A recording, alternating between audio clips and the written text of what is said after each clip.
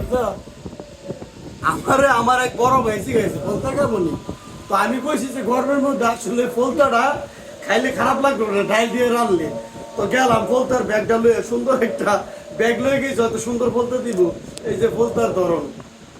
আমি কই বাইরে কি ফলতা দিলেন নাকি কোনো কিছু অন্য কিছু ধরাই দিচ্ছেন? পরে কই ফলতা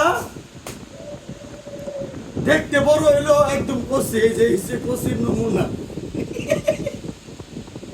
এই যে পরে এটাও বলে কষি, এই যে এটার ভিতরে ফুকে আট আছে।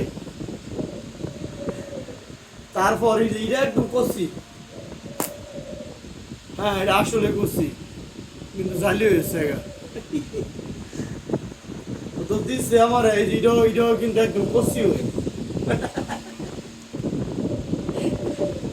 এই যে এই যদি হয় বলতে ধরন, এই যে এটা বলে কষি দিচ্ছে আমার, ওইটা খেতে স্বাদ লাগে।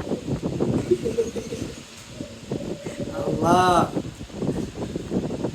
আমরা সব সময় মানুষ এরকম, যা আসলে ব্যবহার করার পরে এটা আমার মজা লাগে না, ওই সময়টা মানুষের দান করার চেষ্টা করি।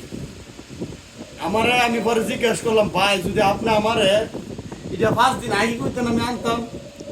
ওই সময় এই জিনিসগুলো সুস্থ সবল থাকলে হইলে, আর দেখতেও ভালো লাগলে কচি হইলে।